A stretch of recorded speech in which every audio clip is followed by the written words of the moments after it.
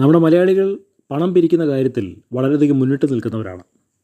ആ നല്ല കാര്യമാണെങ്കിലും കെട്ട കാര്യമാണെങ്കിലും അതിലൊട്ടും തന്നെ വിട്ടുവീഴ്ചയില്ലാത്തവരാണ് മലയാളികൾ. പക്ഷേ ഈ പണം കൈകാര്യം ചെയ്യുന്ന ആളുകൾ ഭൂരിപക്ഷം പേരും വിശ്വസ്തരല്ല, കപടഭക്തിക്കാരും സ്വാർത്ഥരുമാണ്. അവർ സ്വന്തം പോക്കറ്റ് വീർപ്പിക്കാൻ വേണ്ടിയിട്ടാണ് ഇതെല്ലാം ചെയ്യുന്നത്. അത് രാഷ്ട്രീയ സംഘടനകളായാലും ശരി, സമുദായ സംഘടനകളായാലും ശരി, വ്യക്തികളായാലും ശരി. ഇപ്പോൾ നമ്മൾ വയനാട് ദുരന്തത്തിനുള്ള ബന്ധത്തിൽ ഒരുപാട് പേര് പണം പിരിക്കുന്നുണ്ട്. പക്ഷേ ഈ പണം പിരിക്കുന്ന ഒന്നും ലക്ഷ്യത്തിലെത്താൻ ഒരു സാധ്യതയില്ല. ഒരു കാര്യം നമ്മൾ മനസ്സിലാക്കാനുള്ളത്, വയനാട്ടിലെ ജനങ്ങൾ ദരിദ്രവാസികളല്ല. അവർക്ക് മിക്കവാറും എല്ലാവർക്കും സ്വന്തമായിട്ട് വീടും സ്വത്തും മുതലൊക്കെ ഉള്ളവരാണ്. ഇപ്പോൾ ഉരുൾപൊട്ടി ഒരുപാട് പേരുടെ വീടും മുതലും അവർക്കുള്ളതെല്ലാം നഷ്ടപ്പെട്ടു എന്ന് മാത്രമേ ഉള്ളൂ. അത് കേരള സർക്കാർ അവർക്ക് അതിന് വേണ്ടിയിട്ടുള്ള ക്യാമ്പും അതിന് വേണ്ടിയിട്ടുള്ള വസ്ത്രവും ഭക്ഷണവും ഒക്കെ പ്രൊവൈഡ് ചെയ്യുന്നുണ്ട്. അത് പോരാതെ ടൗൺഷിപ്പ് പണിയാനും പോകുന്നുണ്ട്.